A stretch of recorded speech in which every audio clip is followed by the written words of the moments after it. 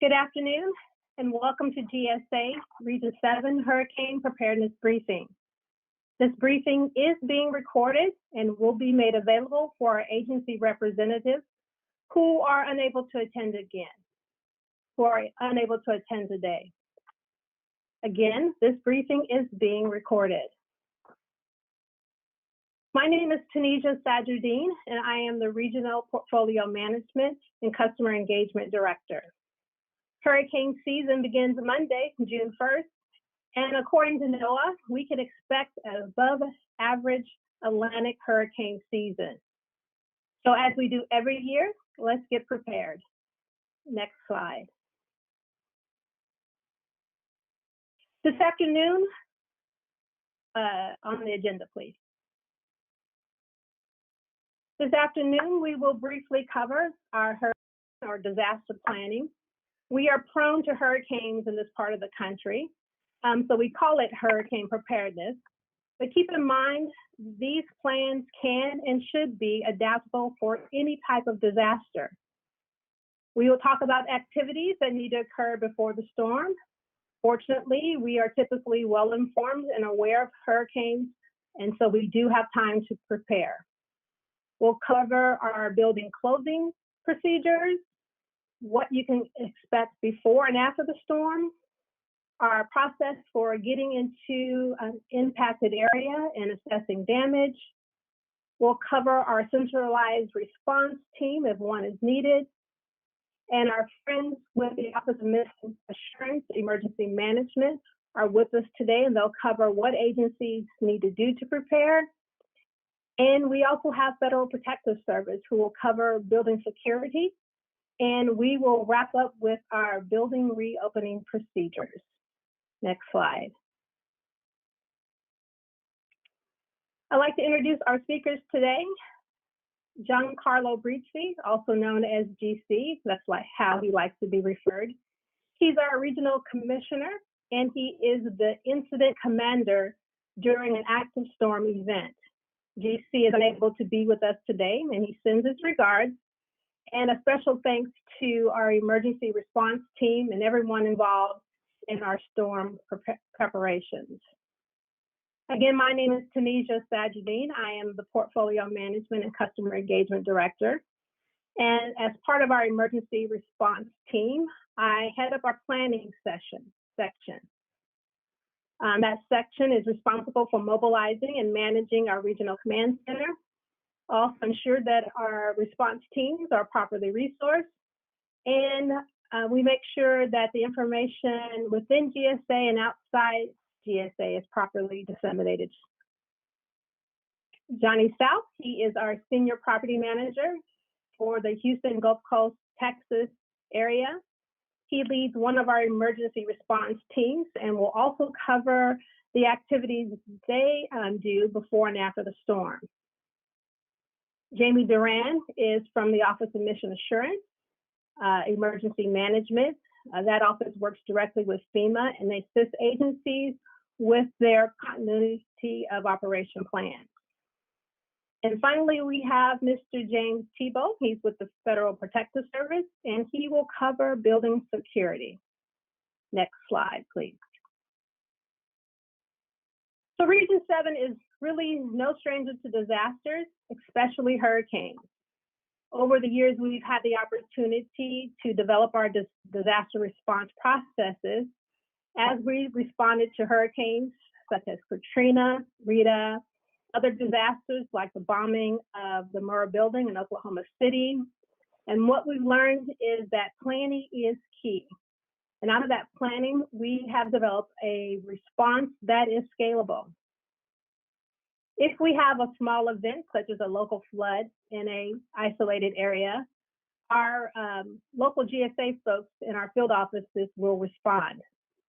If there is a larger hurricane, for example, that will require a larger response, we will establish our emergency teams, and they will go into the storm and assess damage after that event is over.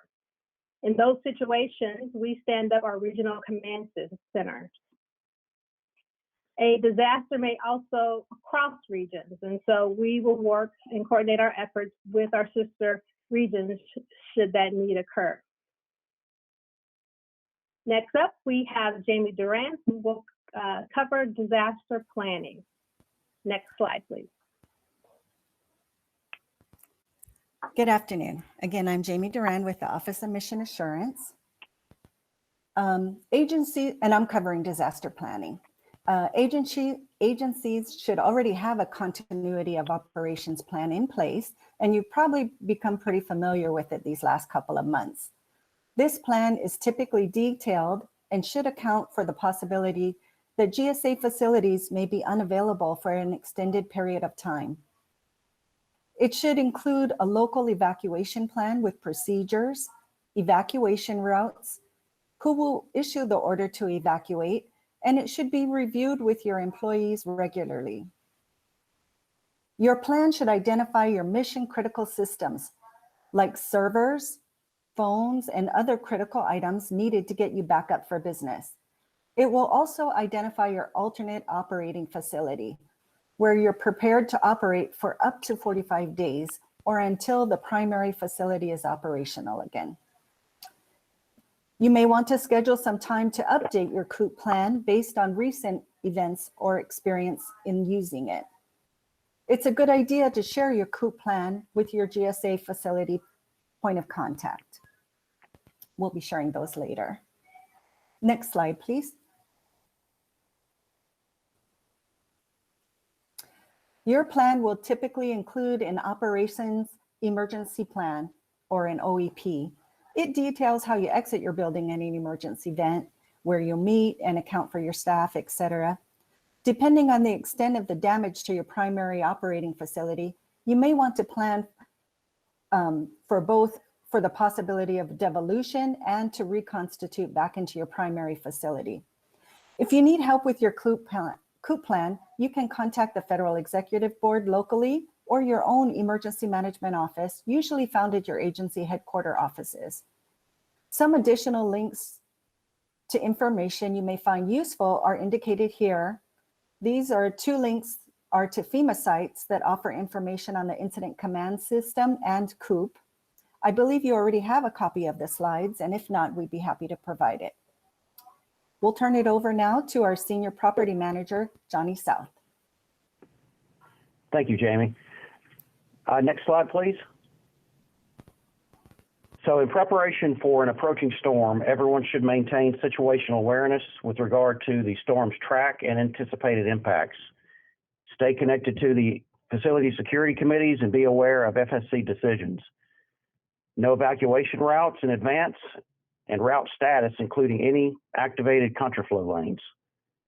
And prepare all, as Jamie mentioned earlier, make sure you've prepared all IT systems and critical equipment, forward any phones, and prep to do remote work for an extended period. Next slide. Access to your primary office could receive damage, delaying access for days or even weeks. So we recommend that you properly secure or relocate all sensitive non-electronic documents and files. Consider moving fleet vehicles to safer locations. GOV should be completely fueled and positioned in a safe or elevated location to protect against flooding or vandalism. Know where to get critical information from GSA. Space access. It's important for GSA to have their damage assessment teams cover the entire facility and may need access to your space. Of course, to the extent your security requirements will allow. This may require advanced planning or immediate contact with key staff for access following an event. Remove perishable items from refrigerators. Our custodial folks can assist pre or post event to discard any perishables that need to be disposed of after a power outage. Again, follow all evacuation orders and operate under a COOP mindset. Next slide, please. The designated official, or the DO, that's typically the head of a large agency in a specific facility. And the DO plays a very critical role in decision-making with regard to a building status, whether it's open or closed, and when that's to be done. And the FMR gives the DO the authority and responsibility to close or reopen a building in consultation with GSA, FPS, and other FSC members. Though not preferred, absent a DO's decision, GSA will close a building if it's determined that the building is unsafe to occupy or we cannot otherwise effectively and safely support our customer agency's missions. It's best to have advanced FSC coordination and meetings to ensure that an orderly shutdown occurs. Next slide, please. And this is just a list of the applicable FMRs. We already talked about what the designated official, who that is. The designated official is responsible for developing the OEP and also implementing and activating the OEP or his or her designee. The designated official must appropriately take actions according to the OEP with advance of emergency. Next, please. And building closure steps. Prior to any event, GSA is actively engaged with our O&M, that's operation and maintenance contractors, preparing our buildings for possible closures while taking necessary steps for recovery efforts as such. Refueling diesel storage tanks for generators where applicable. Some are natural gas fire generators, so there's a constant fuel source. Performing generator tests, inspecting all roof drains and other drains for obstructions. We also make sure there's no projectiles outside that could be blown around during the storm that could do harm to people or damage the property. We also inventory all essential supplies and expendable materials necessary for a recovery effort. And we also assure that we make contacts with our vendors in advance for any restoration assistance. GSA also informs the public through the media and communicate building agency status with the FEB and other communication channels. And when a building is officially closed, shelter in place is prohibited. Our customers should implement their own cascade plan and execute communication and accountability procedures. And with that, I will turn it over to Tunisia. Okay, thanks, Johnny. Sure. After the safety of our employees responding to these emergencies are our top priority. We wait until the storm event is completely over and we evaluate conditions before we go into assess damage. So the morning after the storm, a few hours after the storm, we will not know your building's condition. It may even take a couple of days before we actually have the opportunity, depending on road conditions and safety conditions out there, to get in there and to actually do our building assessment. So we do ask for your patience. Typically, our Federal Protective Service are the folks who are on the ground and provide that first assessment from a security standpoint. GSA takes that information and we can determine whether or not it's safe to access those buildings.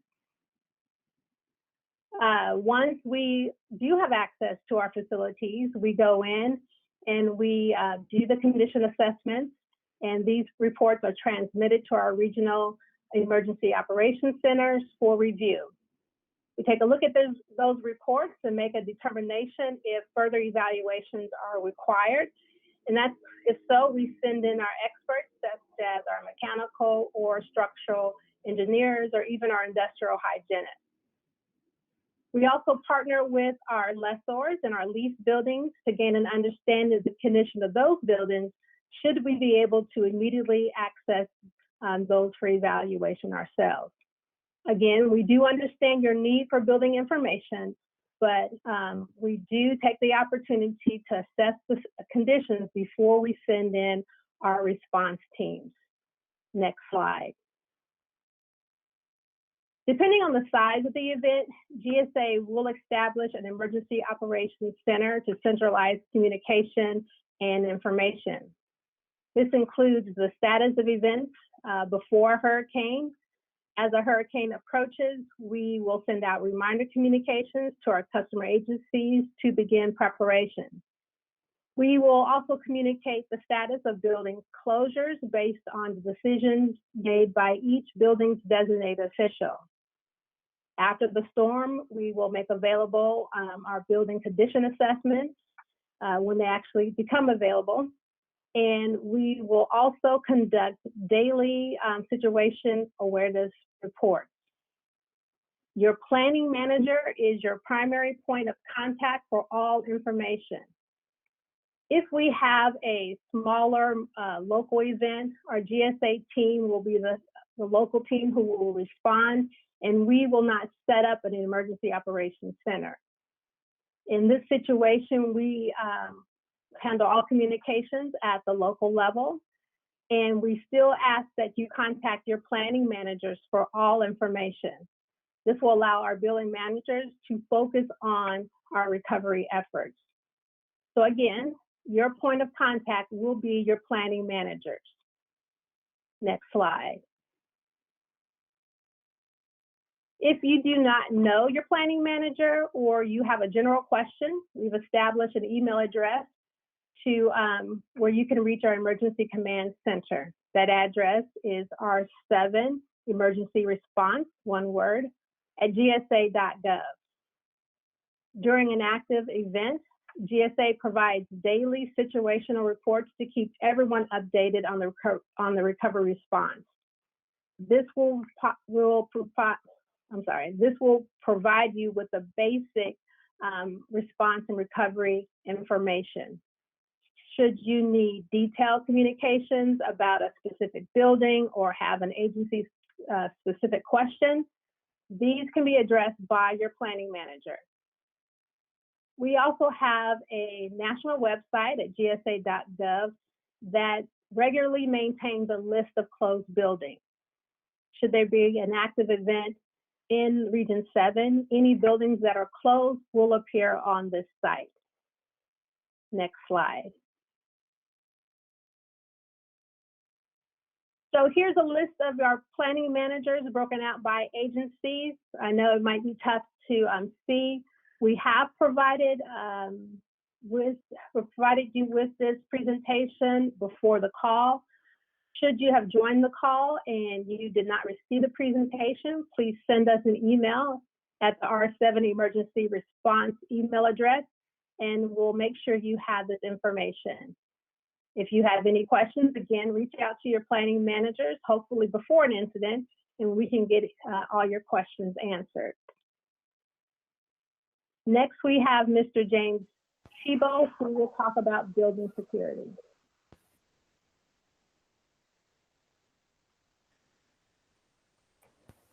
Good morning. Can you hear me okay? Yes, thank you. Okay. If buildings are evacuated, the designated official will notify the Denver Mega Center at 877-437-7411. FPS will conduct drive-by visual checks of the facility and report visible damages to GSA. If you do not currently have guard services, you will need to provide contract guard service through FPS with a security work authorization. Contact local city and county authorities for reentry procedures. Some cities and counties require residents to apply for reentry permits. New Orleans, Galveston County, Brazoria County. Other cities determine reentry procedures based upon the extent of the damage and disruption of the facilities. And I just want to add that FPS has two operational goals. In its pre-operation, we want to assist before the storm hit facilities and agency leaders by fostering year-round relationship with facility security committees, conducting facility security assessments, helping develop occupant emergency plans, and security awareness and active shooter training. Also performing method of effectiveness testing prior to an emergency, updating our contacts, facilitate communication and coordination between the local, state, and federal agencies, and assist agencies by providing COOP plan and assessments and or extensions, external evaluators training through FEMA.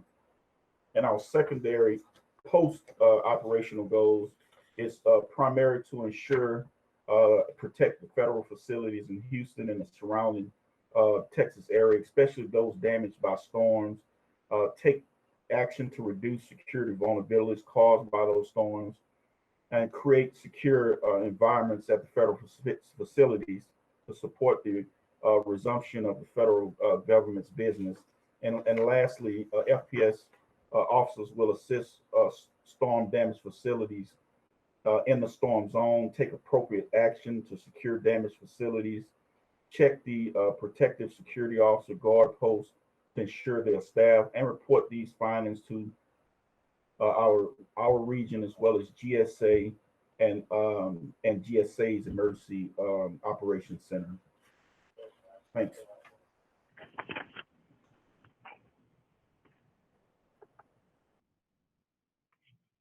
Okay, Shayla, next slide, please. Okay, reopening of buildings. The determination to open a building is done in close consultation with all of our SMEs, that's subject matter experts, and the designated official.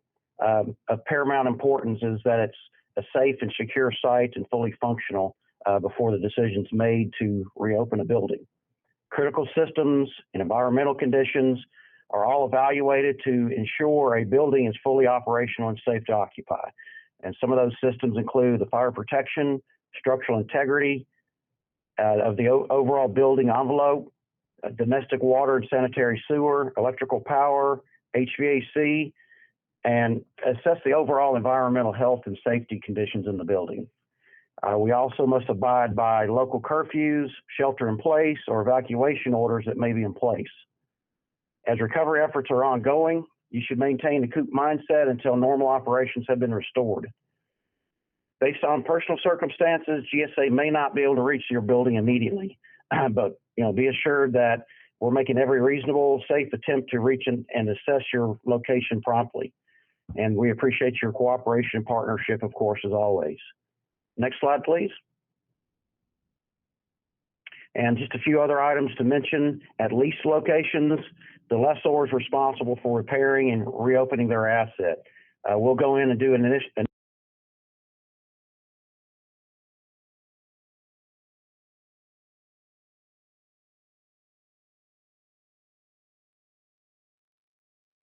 Sounds like we lost Johnny, but he was covering the fact that in our lease facility. Sorry, Tanisha, somebody muted me. I heard someone mute me.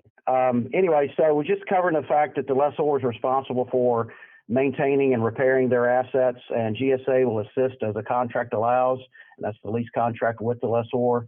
And also we'll do follow-up inspections and meetings and such to make sure that the lessor is being responsive. And that's covering the lease assets. And also as a reminder, just ensure that planning includes bringing all critical agency systems back online. And again, your agency cooperation with GSA is extremely important and key to our overall success.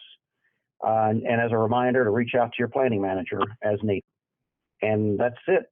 I believe, Tanisha, this is the final slide. Yes, sir. We've come to the end of our presentation, and I hope this information is useful. We've been fortunate over the last couple of years, and we've avoided a major storm, again, in this region. But as I mentioned at the top of the presentation, we do anticipate an active storm year, and just know that GSA is prepared to respond. We did not receive any questions before the presentation, but should you have any questions after you've seen the presentation, or you need assistance in your agency's preparation, please give your planning manager a call or send them an email, or you can also address any questions to our email address at r7gsaemergencyresponse@gsa.gov, and we'll be happy to get back with you with an answer response. So thank you for joining us today. Have a great day.